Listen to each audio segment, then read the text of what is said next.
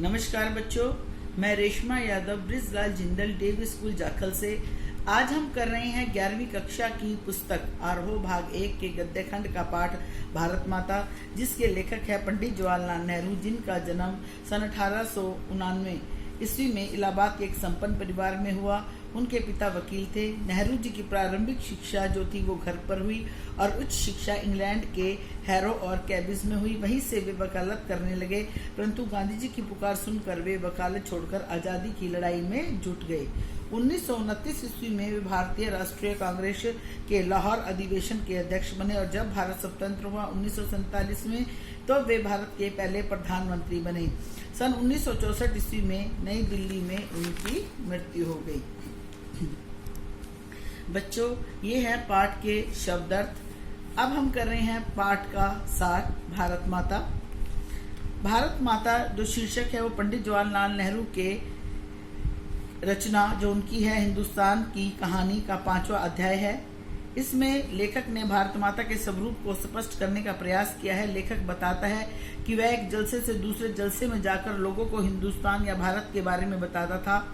भारत एक संस्कृत शब्द है और इस जाति के परंपरागत संस्थापक के नाम से निकला हुआ है। शहरी लोग तो भारत के बारे में जानते थे, परंतु किसानों और देश के अन्य ग्रामीणों को यह बताना जरूरी था कि देश के अलग अलग हिस्से मिलकर ही एक हिंदुस्तान बना है। लेखक सारे देश के किसानों के लिए एक समान स्वराज्य का जिक्र करता है। सभी जगह के किसानों की समस्याएं एक हैं। गरीबों की कर्जदारी, पूंजीपतियों के शिकंजे, जमींदारों की करे लगाना, पुलिस के जुल्म आदि, ये सभी तकलीफें हम विदेशी सरकार ने हम पर लाद रखी हैं। हम सभी को इससे छुटकारा पाना है। मैंने इस बात की कोशिश की कि सारे भारत के सारे देश के बारे में जो है वो सोचे।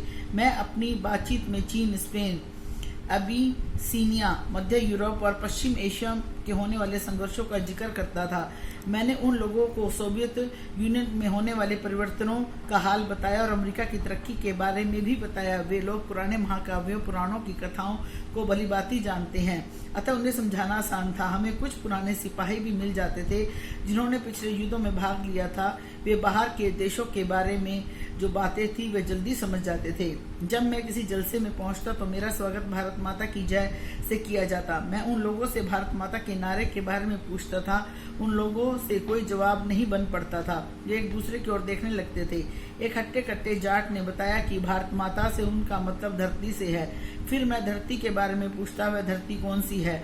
मेरे प्रश्न से वे दब जाते और मुझसे ही उसका उत्तर बताने को कहते। मैं उन्हें बताता कि हिंदुस्तान की नदी और पहाड़, जंगल, खेत जो हमें अन्न देते हैं, ये सभी चीजें हमें प्रिय है। हिंदुस्तान के लोग सारे देश में फैले हुए हैं। भारत माता दरअसल यही करोड़ों लोग हैं जो भारत माता की जय का मतलब हुआ इन सभी लोगों की जय। मैं उन लोगों को समझाता कि तुम भारत माता के अंश हो, इस प्रकार तुम ही भारत माता हो। यह विचार उन लोगों के मन में बैठ गए और उनकी आंखों में चमक आ गई, मानो उन्होंने कोई बड़ी चीज खोज ली हो। बच्चों, ये था पाठ का सार। अब हम कर रहे हैं अभ्यास के प्रश्न कि भारत की चर्चा नेहरू कब और किससे करते थे। नेहरू जी जब किसी जलसे से दूसरे जलसे में जाते तभी इस जलसों में जो श्रोताओं के सामने अपने हिंदुस्तान या भारत की चर्चा करते थे, वे बताते थे कि भारत शब्द संस्कृत का है और इस जाति के परंपरागत संस्थापक के नाम से निकला है। वे किसानों के नजरिए को बदलने और उसे व्यापक बनाने की कोशिश करते थे। नेहरू जी भारत माता के सभी किसानों से कौन सा प्रश्न बार बार करते थे। नेहरू जी भारत के सभी किसानों से प्रश्न बार बार करते थे कि वे भारत माता की जय से क्या समझते हैं, यह भारत माता कौन है। दुनिया के बारे में किसानों को बताना नेहरू जी के लिए क्यों आसान था। नेहरू जी के लिए आसान था क्योंकि वे पुराने महाकाव्यों और पुराणों की कथाओं को भली भांति परिचित थे। इसी से नेहरू जी ने देश की कल्पना करा दी। कुछ ऐसे लोग भी मिल जाते थे जिन्होंने बड़े बड़े तीर्थ यात्रा कर रखी थी, जो हिंदुस्तान के चारों कोने पर हैं। उन्हें कुछ पुराने सिपाही भी मिल जाते थे जिन्होंने बड़ी बड़ी जंग लड़ी थी। किसान सामान्य भारत माता का क्या अर्थ लेते थे। किसान सामान्यतः वे धरती को ही भारत माता समझते थे। भारत माता के प्रति नेहरू जी की क्या अवधारणा थी।